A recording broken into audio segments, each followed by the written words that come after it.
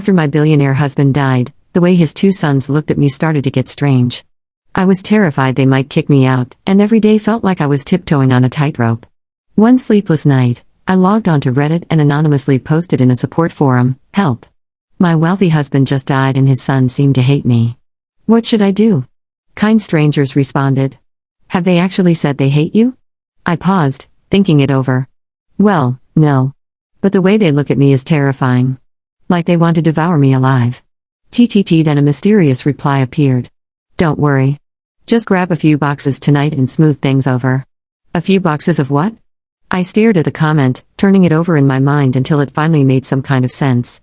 That evening, hands trembling, I returned home with 6 boxes of Teddy Grahams. Now don't underestimate the power of 6 boxes of cookies. Apparently, both Marcus and Leo Covington had a serious sweet tooth. I had spent the entire afternoon bouncing between 3 gourmet markets to find these 6 rare flavors, and my legs felt like jelly by the end. I carefully arranged the boxes inside a decorative gift container, tied a satin ribbon around it, and placed it in the most obvious spot on the living room coffee table. A handwritten note completed the gesture. "You've both been through so much lately. Just a little something I love and I hope you will too." For Marcus and Leo, smiley face for a small teaser, I posted an Instagram story for my close friends list, which at this point consisted only of them. 6 boxes. Plenty to share. First come, first served. No pictures, of course. The surprise was in the reveal. I stepped back to admire my handiwork, secretly imagining their reactions. 2 weeks ago, my husband, Arthur Covington, had fallen during a rock climbing trip at Devil's Pass. Days later, the rescue team never found a trace of him. After 2 years of marriage, I had thought I'd finally reached the pinnacle of life. Dreams of yachts, models, sprawling villas. My life was supposed to be golden. But when the lawyer read the will, reality hit like a sledgehammer. Everything went to his sons. I wasn't getting a single dime. My future, according to the will, would be arranged at the discretion of the boys. A genuine sob escaped me. I'd grown used to a life of effortless luxury, and the thought of returning to my old, miserable existence was unbearable. If only I'd spent the last 2 years charming those 2 boys, maybe things would be different. Arthur had 2 sons from different mothers. Marcus the elder already ran the family corporation. Tall, intimidating with his father's sharp dark eyes, he rarely smiled, radiating control and quiet authority. Leo the younger was still in college, a quarter Slavic, impossibly handsome. He always wore a predator's smirk. Their only connection to me was barely anything, and since Arthur's death, the way these strangers looked at me had grown steadily more alarming. They were definitely plotting to toss me out. I cupped my face in my hands, brows knitting in worry. Now all I had left were the 6 boxes of cookies and the cryptic advice from that mysterious Redditor. I just hoped it was enough. I hadn't even saved a single box for myself. The sound of the front door clicking open echoed through the foyer. Tonight, Marcus and Leo came home together, something that rarely happened. Marcus froze for a moment when he saw me waiting on the sofa, his expression unreadable. Leo, on the other hand, just arched an eyebrow in my direction. "You're back," I chirped, trying to sound casual. I gestured toward the pink gift box on the table. "I'm sorry," I added, my voice trembling slightly. "I've been so busy taking care of Arthur that I might have neglected you both. This is something I picked out just for you. Now that your father's gone, it's just the 3 of us left, isn't it?" I fought back tears, blinking rapidly from the onion fumes I'd endured earlier. I dabbed at the corner of my eye, emphasizing the 3 of us, a subtle hint that I envisioned our future together. "That's thoughtful of you, stepmom." "Thank you," Leo said first, his tone polite but teasing. Seeing Marcus still frozen in place, Leo nudged him lightly. "Brother, if you don't want it, hand it over to me. Don't just stand there scowling. You'll scare her." I waved my hands quickly. "It's no problem. Honestly, if Marcus didn't want it, I could devour all 6 boxes myself." But before the thought could finish forming, Marcus stepped forward. His long fingers picked up one of the small pink wrapped boxes. "I never said I didn't want it," he said, his tone serious, almost tense. For reasons I couldn't quite place, Leo grabbed a box, too, shaking it gently. The little rattle made the corner of his mouth twitch into a wider grin. Then, as he tore it open, his expression changed. "Plenty to go around. First come, first served. That's what you meant." Across the table, Marcus had also unwrapped his gift. He stared at the raspberry-flavored Teddy Grahams in his hand, and a soft chuckle escaped him. Wait. Was Marcus happy? Leo, however, didn't seem as pleased. He stepped closer to me, so near I could feel his warmth. His gaze lingered on my lips as he let out a low, drawn-out sigh. "Stepmom," he murmured, voice husky. "You really think a few little snacks are enough to satisfy the two of us?"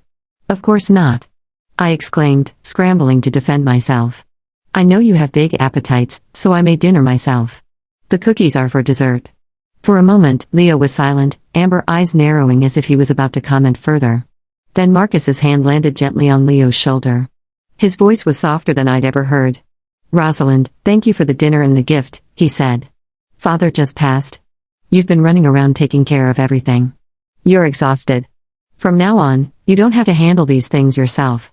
Let the staff manage it from now on." Did that mean he wasn't kicking me out? I clung to that word, my relief bursting into a wide smile. "Oh, you're so right. I'm completely worn out." And the candles at the memorial were so strong they made my eyes water for hours. Still red and swollen. I really should get some rest. The truth, during the memorial, I'd been fuming over Arthur leaving me not a single cent. My anger boiled so high I'd accidentally spilled a glass of red wine on his favorite portrait when no one was looking. But I'd never admit that aloud. No, I had to keep up the act of the grieving, helpless widow. I was determined I wasn't leaving this house anytime soon. Late that night, a storm rolled in. Rain hammered against the windows, a steady, almost soothing rhythm. Relaxed at last, I soaked in a bubble bath, sipping champagne. I had always expected Marcus to be the cold, ruthless one, the one who'd show me the door without a second thought. But he was surprisingly reasonable. I grabbed my phone and messaged the anonymous Redditor who had given me advice. "Thank you. Your suggestion worked wonders, although I think I underestimated the portions. The boxes were too small. They didn't seem fully satisfied. Next time, I'll bring more." No reply came. Shrugging, I hummed a tune and stepped out of the tub. Knock, knock.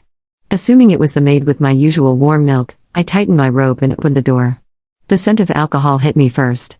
A tall, damp figure stumbled into my arms. Leo's blonde hair clung to his face, soaked from the rain. His warm breath brushed my neck, mingling with the faint scent of my lotion. I froze. When I was a kid, he murmured into my shoulder, Dad would hold me during storms like this. I wonder, is he watching? Is it raining where he is? His voice cracked and he whispered, I miss him so much. I understood the grief. Losing a parent was unbearable. But this was way too close. I was in a bathrobe.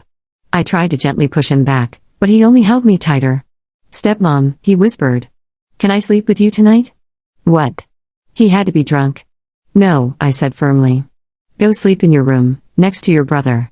That's what beds are for. His damp eyes shimmered with disappointment. But you're my stepmom, aren't you? You said you'd take care of me. Why are you pushing me away?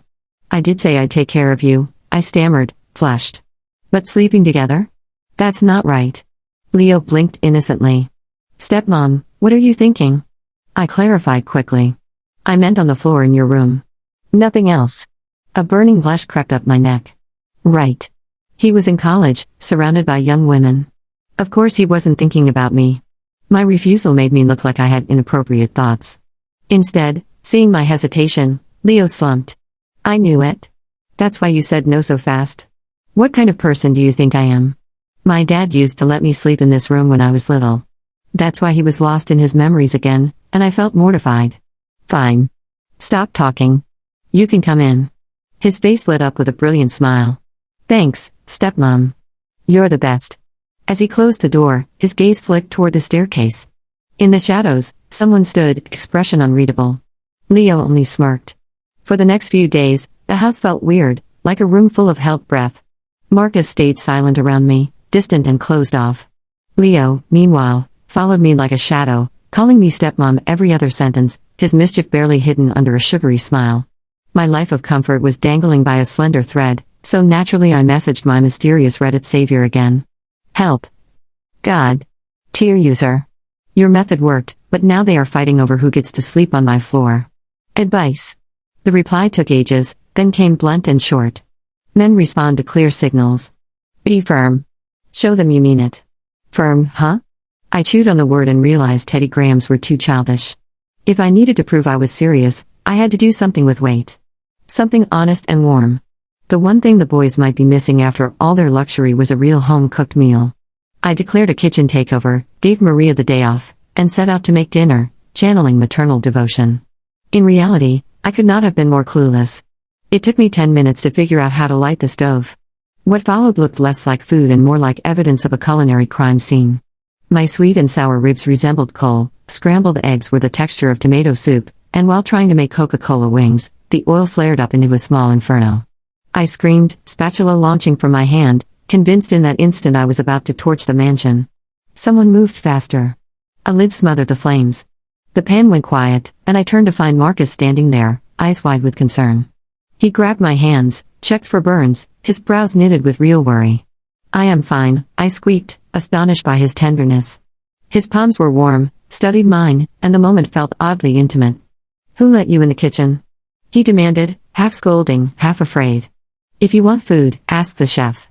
I wanted to show you I was serious, I whispered, voice cracking. He surveyed the smoky mess, then without a word, brushed a finger beneath my eye and said softly, "Don't cry. Everything you make, I like." Then he did something I did not expect. He picked up a pair of chopsticks, chose a charcoal black rib, and ate it. He chewed, swallowed, and did not grimace. He simply kept eating. Leo sauntered in, took in the scene, and burst out laughing. "Stepmom, are you experimenting with alchemy?" "Marcus, eat that and you might see Dad by morning." Marcus shot him a cold look, then guided me out of the kitchen and down to the table. "Maria, prepare a new dinner," he ordered. He sat opposite me and in silence, ate every last bite of my disaster dishes. Not a scrap remained. Watching him, a jumble of feelings churned in my chest. Maybe, just maybe, he did not want me gone.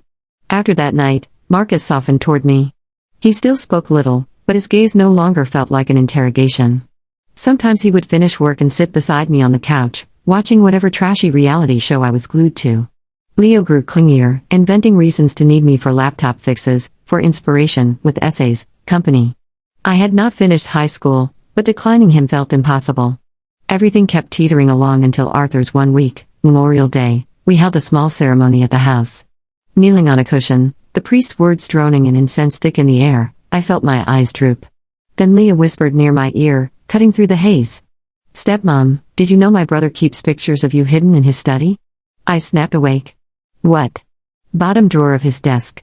The one with the lock," he purred, amusement clear in his voice. My stomach plummeted. Why would Marcus have pictures of me? Had he been collecting evidence to toss me out? After all, I had done a few risque shoots in the past. Mostly despite Arthur. I pictured photos, printed proofs, proof of impropriety. Panic rose hot and fast. Tonight, when everyone slept, I decided I would sneak into his study, find those pictures, and destroy anything that could be used against me. That night, long after everyone had gone to bed, I crept down the hall toward Marcus's study. He was out at a business dinner, which meant I had a narrow window before he came home. My pulse drummed in my ears as I tested the doorknob. To my relief, it turned easily. The study was massive, lined with shelves that reached the ceiling filled with leather-bound books that smelled faintly of wood and time. My footsteps barely made a sound on a thick rug as I crossed to the mahogany desk. At the bottom, I spotted a drawer with a small silver keyhole. Of course it was locked. I froze, mind racing, then pulled the bobby pin from my hair. I had no clue what I was doing, but I'd seen it work in movies, so I gave it a shot. To my utter shock, after a few twists, I heard a faint click. The lock popped open. Luck was finally on my side. With trembling hands, I eased the drawer open, expecting to see the kind of scandalous photos that could ruin me. Instead, there was only one small picture frame. Inside was a photo of me taken 2 years ago, not long after my marriage. I was outside in the garden feeding a stray cat. The sunlight caught my hair and I was smiling, carefree and happy. I didn't even own a copy of this picture. When did he take it? Beside it sat a velvet box in deep blue. My curiosity won. I lifted the lid. And there it was. A diamond necklace. The same one I'd admired at a charity gala, one Arthur had refused to buy because he said it was too much. Marcus had bought it instead. Before I could process that, the door creaked open. The box slipped from my hands and hit the floor with a dull thud. Marcus stood in the doorway, the faint scent of whiskey clinging to his suit. His expression was unreadable, a mix of shock and something heavier. "What are you doing here?" I stumbled for an excuse. "I was just passing by." "Even I didn't buy it." His gaze followed the path of my guilt. The picture frame clutched behind my back. The open drawer. The fallen necklace box. His jaw tightened as he walked toward me, each step slow and deliberate. "Who let you in?" His voice was low, rough. "It was Leo," I blurted. "He said you had pictures of me, and I was afraid you might afraid I'd what?" He cut in, closing the space between us. His presence was so close I could barely breathe. Use them against you? Throw you out? I nodded, too nervous to speak. Marcus stared at me for a long moment, then gave a quiet laugh that sounded more pained than amused. He reached around me and gently took the photo frame. His thumb brushed across my image, his voice dropping to something raw and steady. Rosalind, he murmured. How long are you going to stay blind?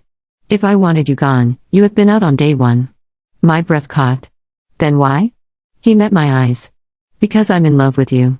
My brain stopped working for a moment. All I could hear was the rush of blood in my ears. In love with me? That was more unbelievable than Arthur leaving me $1 billion fortune, Marcus went on, his gaze fierce and burning. From the moment you married him, I couldn't stand it. I hated my father because he took you. Someone alive, bright, real, and turned you into a decorative cage bird. Every time I looked at you, it was because I couldn't help it. I wanted what he had. He paused, eyes softening slightly, then added, and that mysterious Redditor giving you advice? That was me. For a full second, I forgot how to breathe. He was the Redditor. The same one who told me to get a few boxes. I blinked hard, remembering Leo's teasing words about my few boxes and my innocent Instagram post. Plenty to go around. First come, first served. Mortification hit me like a freight train. My entire face burned. So when you said a few boxes, I managed weakly. Marcus's ears turned pink, though his tone stayed composed. I wanted to see what you'd do. I didn't expect you to take it literally. He exhaled a soft laugh. You actually went around town buying Teddy Grahams? He shook his head and stepped closer, his voice gentler now. Rosalind. How can someone be so impossibly adorable? Before I could respond, he pulled me into his arms. His chest was solid, warm, and his heartbeat thudded against my ear. My thoughts were a jumble of disbelief and chaos. All this time I thought Marcus wanted me gone. Turns out one of them just wanted to get me into his bed. And the other one? He'd already fallen for me long before I even noticed. What kind of twisted soap opera was I living in? Brother, I knew you'd be here. The study door slammed open and Leo stormed in, breathless and smug. The moment his eyes landed on Marcus holding me, his grin disappeared like a snuffed-out candle. What the hell is going on? Marcus didn't even flinch. He just turned slightly, keeping one arm around me. Exactly what it looks like. The temperature in the room dropped. Leo's golden eyes darkened with fury. You sneaky bastard, he hissed. That Reddit account was yours, wasn't it? Yes, Marcus said simply, his tone unreadable. Leo's hands balled into fists. You think you can just trick her like that? He turned to me, desperate. Stepmom, don't fall for his act. He's lying to you. He doesn't love you. He just wants control. Both of you, stop. I pleaded, my head spinning as tension crackled between them. Rosalind, come here, Leo said, holding out his hand. Marcus's arm tightened around my waist. She's not going anywhere. This is between me and her, Leo shot back, stepping closer. The moment she became part of this family, it became my business, Marcus replied coolly. The air was thick with anger, two storms colliding right over me. I'd had enough. Both of you shut up. I shouted, shoving free from Marcus's grasp. Do you hear yourselves? You sound insane. I pointed straight at Marcus. You've supposedly been in love with me for 2 years, and your grand confession comes through an anonymous Reddit post? We're not done talking about that. Then I spun on Leo. And you, stop hiding behind your dead dad every time you mess up. If he could see how you use his memory to kill people, he'd probably rise from the grave just to slap you. They both froze, mouths slightly open. For the first time since entering this ridiculous mansion, I actually felt like the adult in the room. Let me make something clear, I said, hands on my hips. I'm confused, frustrated, and tired. So until I figure this mess out, neither of you comes near me. Understood? Both men looked too stunned to speak. Good. Now go to your rooms.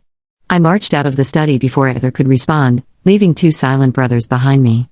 I locked myself in my room and refused to come out for an entire day. I needed time to breathe, to process me.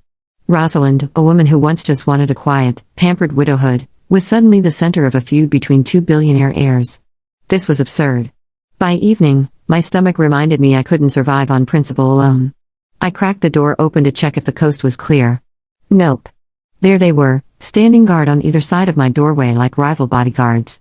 Between them sat two dinner trays, the scent of roasted chicken and fresh bread curling through the air. The second they noticed me, both straightened.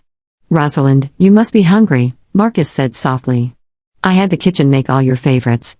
Stepmom, ignore him, Leo interrupted. I asked the chef to make a collagen-rich chicken soup. Great for your skin. I stared at them, speechless. Then sighed. Fine. Get in here. The three of us sat at the small table in my room, awkward silence stretching between us. I decided to rip off the bandage first. Marcus, I began, staring him down. Have you really been in love with me all this time? He nodded once. Yes. Then why wait until now to say it? I didn't have the right, he admitted quietly. You were my father's wife, and I thought you loved him. I snorted before I could stop myself. I loved his money. The words hung in the air, heavy and sharp. My heart dropped. Oh, perfect. I'd said the quiet part out loud. Both brothers stared at me. Well, no going back now. That's right, I said, squaring my shoulders. I married Arthur for the money. I wanted security, comfort. A life where I didn't have to take the subway or live off instant noodles. I was tired of struggling. So there you have it, I finished flatly. I'm shallow and greedy. Happy. Marcus didn't look angry or offended. He simply smiled, calm and sure. Then, without a word, he reached across the table and took my hand. I've known that for a long time, he said softly. I knew why you married my father. I knew you weren't happy these past 2 years. He glanced down, his thumb brushing gently across my knuckles. But I also saw you feeding the stray cats in the garden when you thought no one was watching. I saw you trying to make soup for Maria when she got sick, even though you nearly burned the pot. I saw you crying your eyes out over that awful romance movie Rosalind. Loving money isn't a sin, he continued. What's wrong is losing your heart for it. And you never did. His words sank deep, warm, and unguarded. My chest tightened, and before I knew it, tears were already sliding down my cheeks. He had noticed every little thing, every small human detail I thought no one cared about. I turned to Leo, wiping my face. My voice came out rough. What about you? When did it start for you? For once, Leo wasn't smirking or teasing. His gaze was serious, steady. I don't know, he said quietly. From the moment I saw you in this house, everything changed. You were loud. You laughed too much. You were clumsy. A faint smile tugged at his lips. But you made me happy. He looked down at his hands, then back at me.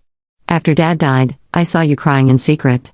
I saw how scared you were of being kicked out, and all I could think was, I have to protect her, I have to keep her with me where no one can take her away. His voice was low but resolute. My mind went blank. One was gentle and steady, the other wild and sincere. Both had somehow found their way into my heart. Was this some kind of divine prank? I swallowed hard. I need time to think. Both men leaned in slightly, waiting. I'm giving you 1 week, I said. And I'm giving myself 1 week. After that, I'll give you my answer. Marcus and Leo exchanged a long, unreadable glance. Neither of them liked it, but both nodded. Okay, Marcus said. The next week I lived like royalty. Marcus and Leo went all out in their campaigns of affection. One day Marcus rented an entire amusement park just for the two of us. The next, Leo had thousands of roses flown in, literally a private garden worth of flowers. When Marcus cooked a Camelot dinner, Leo responded with a guitar serenade beneath my balcony.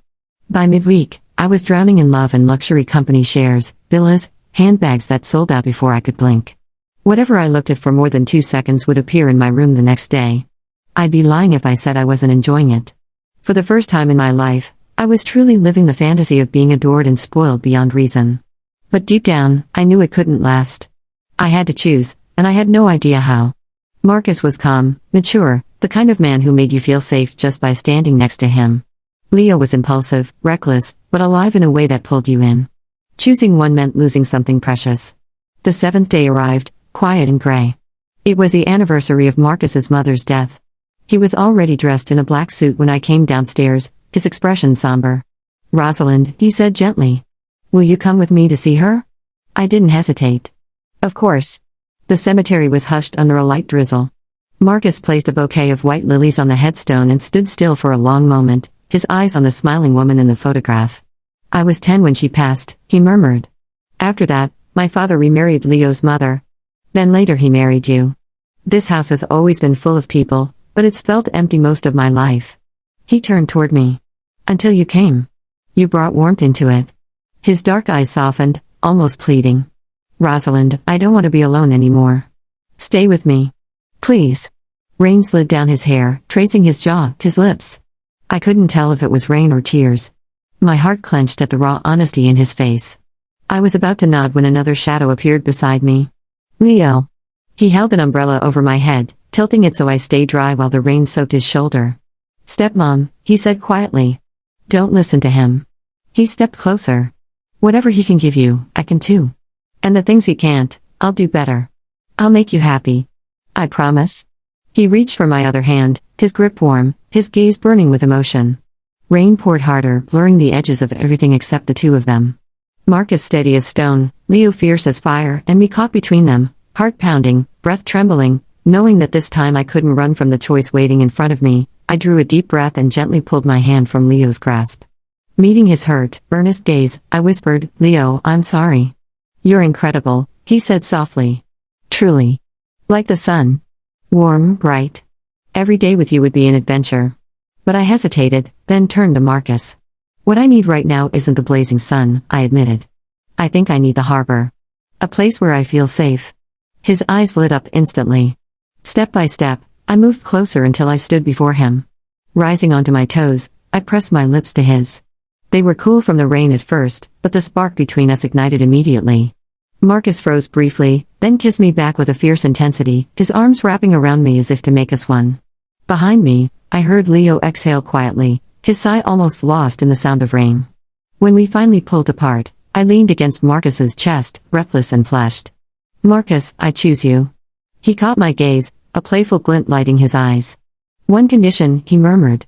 Anything, I said, matching his intensity. A sly grin curved my lips. From now on, I'm in charge of the family finances. Marcus laughed, tapping my nose affectionately. Okay, he said, voice rich with adoration. Whatever you want. The company, the estates, the cars, everything. All yours, I said, beaming. I'm all yours too, he replied. It was perfect. Love, luxury. Everything I could have wanted. We turned to say something to Leo, but he was already gone, leaving only a black umbrella standing abandoned in the rain. Marcus squeezed my hand. He'll be okay, he said.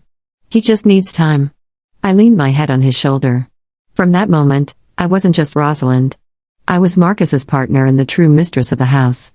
6 months later, I lounged on a beach chair on our private island, cocktail in hand, letting the sun warm my skin. Nearby, Marcus was on the phone, effortlessly handsome even in a casual linen shirt. And Leo? He was in sunglasses, laughing as he played beach volleyball with a beautiful blonde. Since I made my choice, he'd sulked briefly, then returned to his carefree, playboy ways. Yet he never brought anyone home. Sometimes he sent odd little gifts from his travels. Once it had been a crate filled with Teddy Grahams. The attached card read, Stepmom. Hopefully this is enough to satisfy my brother. Now Marcus froze, darkening instantly, and promptly suspended Leo's credit cards for 3 months. Some sibling wars never truly end, but that was their problem. My own responsibilities were simple. Look gorgeous and shop. A buzz from my phone drew my attention. A text from an unknown number. Enjoying the vacation, sis? Your forever mystery redditor. I blinked, then smiled. It was Leo. He had finally, truly let go. Marcus, having just finished his call, turned to me. His eyes, brimming with affection, were impossible to ignore. He sat beside me, arms wrapping around my shoulders, and asked, What are you smiling about? Nothing, I said, nuzzling against him. Just a friend. Later that night, Marcus produced a beautifully wrapped box from a suitcase. My face heated. Immediately I opened it and saw a collection of treats in every shape, color, and flavor imaginable. I'm tired of Teddy Grahams, he murmured in my ear, voice low and teasing. Tonight, let's try something new. I laughed, heart pounding, wrapping my arms around his neck and kissing him. Okay, I whispered back. This time I knew I had chosen the right box and the right man.